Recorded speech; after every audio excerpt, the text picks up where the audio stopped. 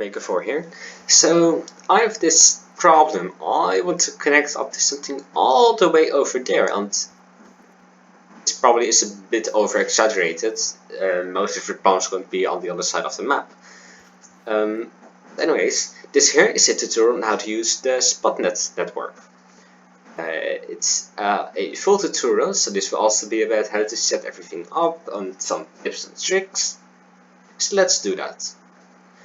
It's just a receiver, so we're just going to be doing a one-way connection. If you want to have a two-way connection, it's just mirror the process, really.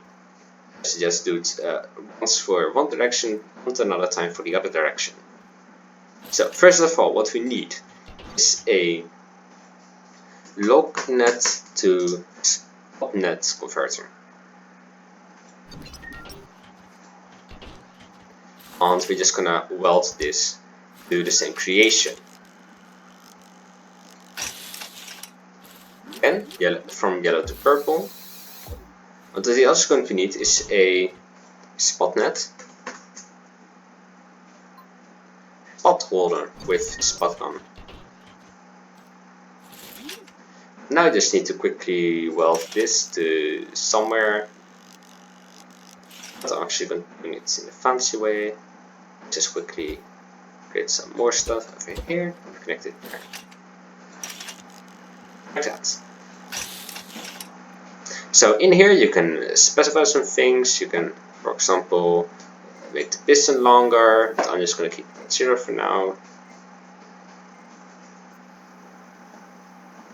You can rotate it in different ways. So you can rotate it like this, up and down. You can rotate it like that. But because this here is so straight, we're just gonna do it in that direction. But this works. What you need to do is we are going to be getting ourselves some cardboard or other destructible material. And we are just going to be placing a lot of it in the general direction of the spot. So about where we are doing it. Like that. It is advised to already start with a bit of a aim up. You can hold shift while dragging to get some more precise things. Or it's control for you, I don't really know. Try both. If it still doesn't work, you might have to change your controls a bit. Disconnect any input there. We're just gonna fire some. Okay, right, so we are already on the target, so now I'm just gonna fire it a lot. Actually suggest creating a bit of a clock for this. How to create an optimized spudgun clock. A timer, a gate, not or on the AND gate, switch, not like this. And the timer should be set to 1 tick. Now let's connect the AND gate to the spudgun. This. So what we want to know is we want to know everywhere where the spot could land, possibly. And it can be a bit of a weird area, of course, as you can see here. It's still expanding. So I guess it's basically going to be this area. This is a 5x5 area, or is it? 2, 3, 4, 5. It is 5x5, but I shouldn't really rely on that, because you see, if it goes wrong once, your entire system will fail. So let's just be safe and put an 11x11 here.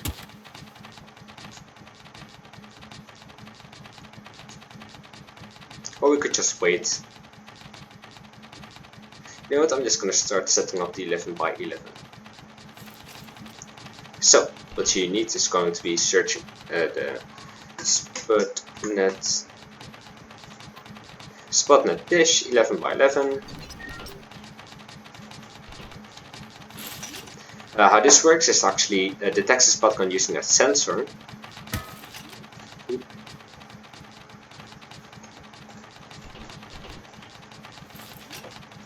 Right, this thing's actually already too high.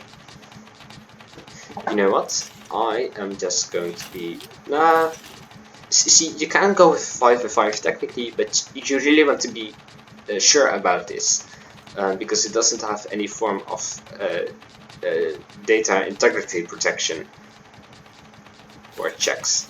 So, we are just going to be again taking some of this barrier block to weld stuff together. And just weld this thing to that. Okay, great. So now that you're done with testing with the big goal, just going to test with the small goal a bit. So just place some stuff over here. And we'll just let that test while we're doing this. You know what? I'm actually going to think I'm going to make the spudgun be a bit higher. So I'm going to raise the level of the spudgun a bit. Maybe 3 blocks or something. Of course, we are basically starting a new test right now. So let us quickly reset the cardboard.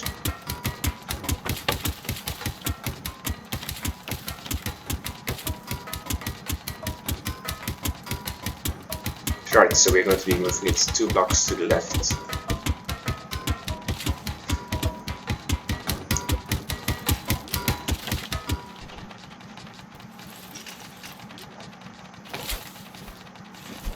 Fall over, thank you.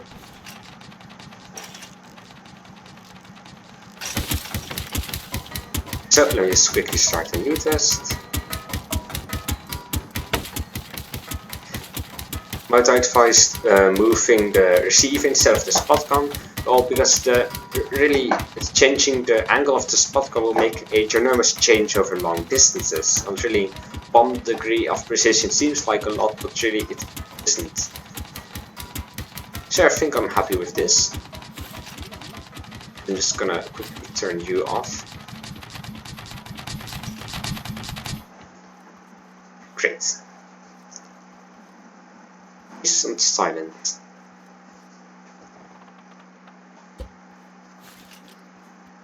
Okay, so now what you need is a spudnet to lognet converter.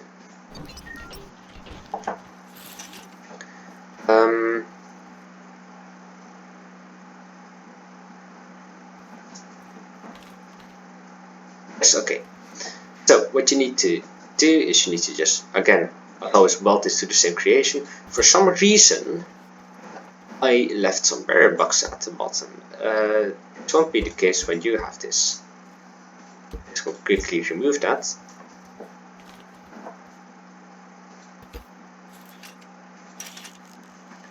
Sit down. Now you're going to be connecting the spudgun up to the gate behind the button. So to OR gate, we have to output from all the sensors together. I'm going to connect it like that. Connect the creations to each other, of course. I can get the output from here. Again, it's a regular yellow thing, so you can just connect it to the purple over here. Others over here is set to 1. So believe it or not, everything is set up right now. So when I would send something to 1, so 1 on some data, I'm just going to make it a bit simpler, like this maybe. Oh yes, of course, I forgot one thing. You also need to get the converter, of course. And we can only do that when we quickly store our temporary timer. Don't interpret that as a signal, please. Like that. Okay. Now we're going to send it.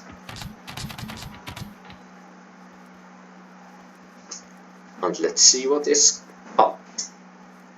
Received something. Let me just quickly check if that's correct. It's long walks. That's exactly what this system is supposed to prevent. And that's indeed what we were supposed to send. Let me quickly send something different. also change that bit.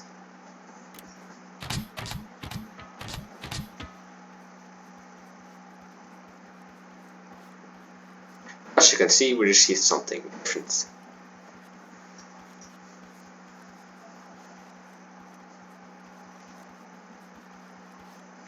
This needs what it was supposed to receive, and if we send something to another address, for example,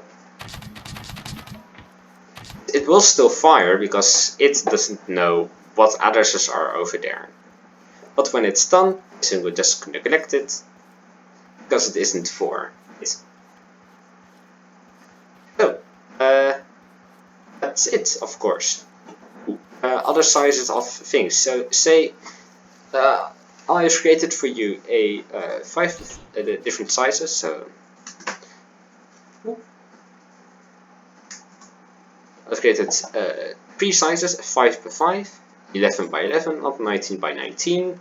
They are odd numbers, so it has as a center, and I can create this nice bottom part over here. I'm sorry.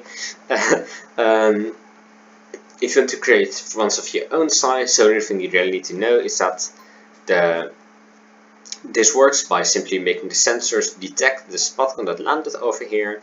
You technically don't need to have the platform in the back, but it is handy so you don't have spudguns flying through the air that are no longer necessary. In theory, you could also make one spudgun fire in one direction and have multiple of these things actually detect the same spot. This will completely work, but that's for you to figure out. Anyways, I'm CodeMaker4. Bye.